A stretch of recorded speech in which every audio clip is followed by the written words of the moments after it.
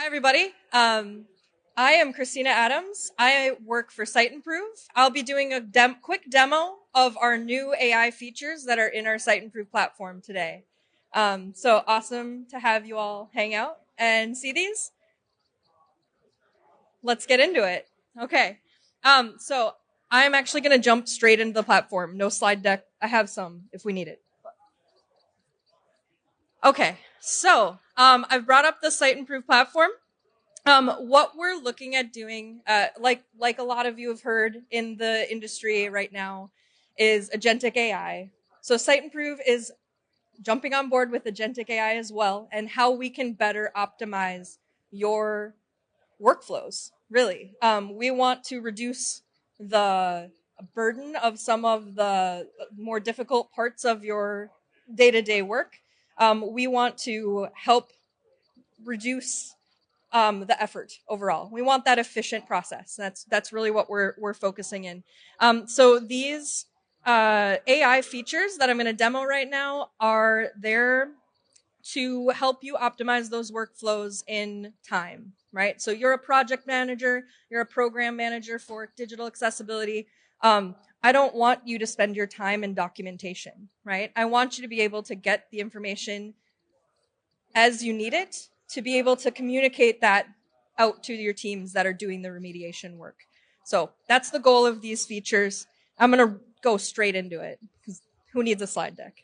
Okay, cool. So I am in the Siteimprove platform. We have a site that has identified issues in it, and our platform is, generally speaking, a automated check platform that is identifying accessibility issues that can be automated. We also have potential issue reviews and other optimizations we can do in there as well. But for the automated check system, we have identified these issues and we have a list of them here. We can categorize them however we want, but we have this AI feature associated with a large number of them today, and we're continuing to expand this as well.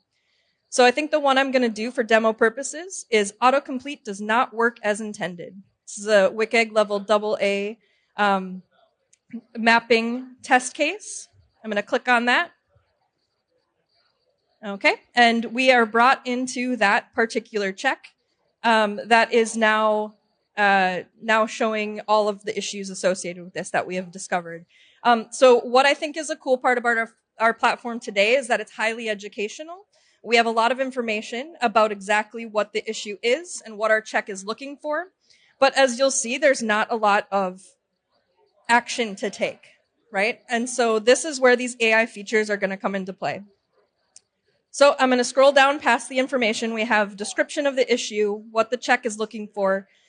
We have learn more, kind of about the user impact, because we still want to center our information around the people who benefit the most. So any disability issues, any people with disabilities and users with disabilities, and how an issue like this would impact them. So we have all that information up top.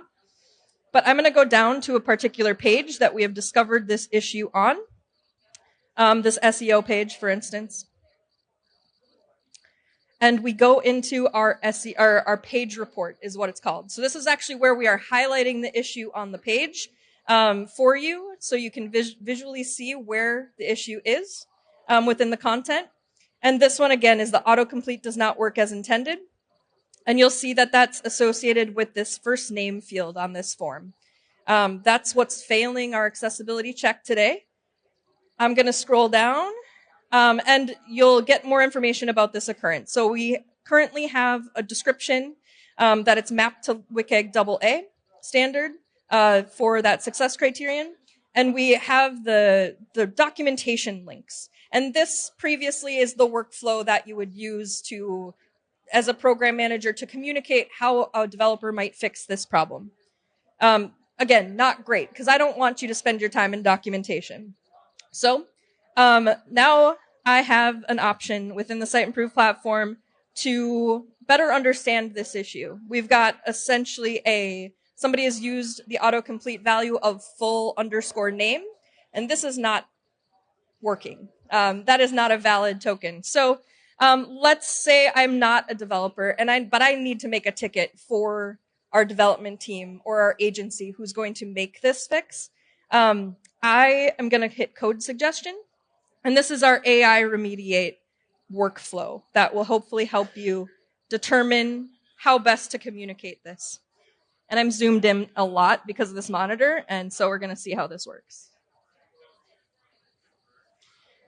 The code suggestion, our AI tooling is thinking about this.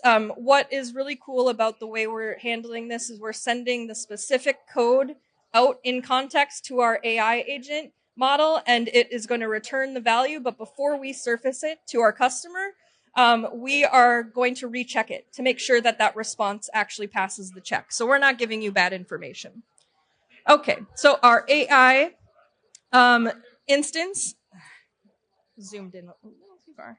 I have notes for our designers. Okay, the AI has returned a suggestion of changing that autocomplete value to name, and that would pass the check. So that's awesome. That gives me a code example that I can then put into our Jira ticket. It gives me a starting point for that conversation and documentation to speed up that process without having to dig through HTML specs or WCAG success criterion example documents, right? To not do that. It also gives me an explanation about why that was a failure and how this solution fixes it. So it gives you an educational benefit as well.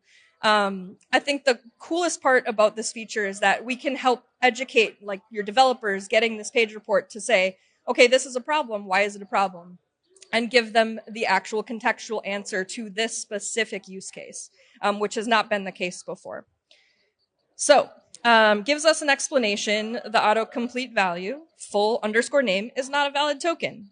Changing it to name improves accessibility by ensuring the browser can correctly autofill an input field. That is super helpful if you have never run into this problem before. Now, the next step in this is we now have an AI agent that you can interrogate about this answer.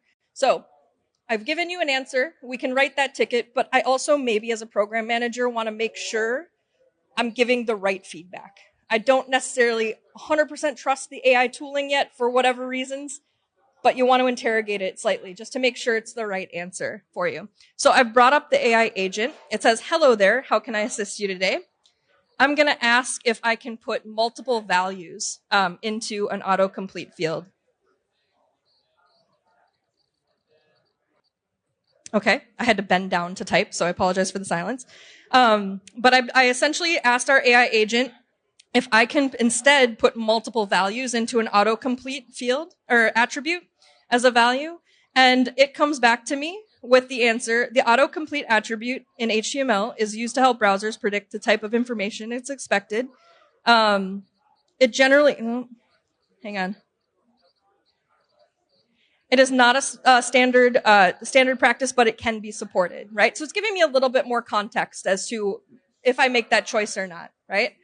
So that's maybe not everybody's answer, but it's still going to be something that is useful in that triage process, right? I'm going to ask about what if I used given name instead?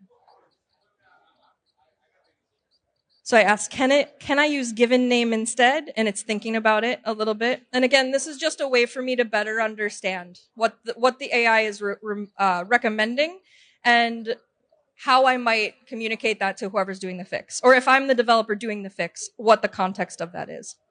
So it says, yes, you can use given name as a value for autocomplete, but that would be for first name only. So if you were looking for a full name, that wouldn't necessarily be good advice, right? So it's giving me the context of how to resolve that issue. So that's one example. I'm going to go to another one real quick. Okay, I'm back in the issues list. I'm going to go to link missing a text alternative. And let's see. I am going to pick, sorry for the scrolling. Okay, I'm going to pick this page, 5 ways to boost your site's accessibility with AI. Yes. And it looks like our LinkedIn button does not have a text alternative. That's what it is finding in the automated check system. So I'm going to go to code suggestion again. It looks like on first glance that somebody has added an alt attribute to a link, which if you know and you're a developer, that's not going to work. So I'm going to generate a code suggestion again, so we make sure I'm giving the right feedback to the right people in this process.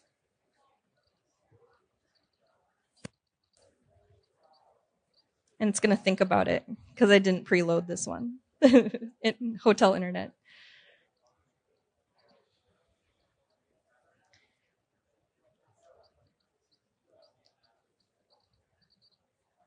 Okay. Come on.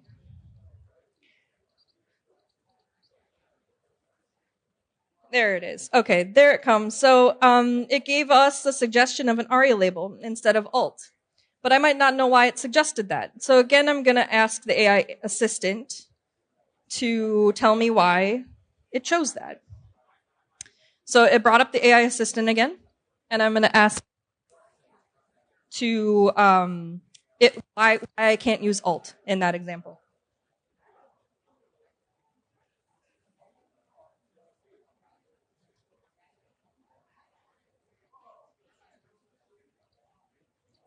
Okay, so I asked it, why can't I use alt on this link? Because maybe I don't know. It says alternative text description, but our AI tool comes back with alt. Is that me? Are we good? Okay. Alt attribute is specifically designed to use with image elements to provide.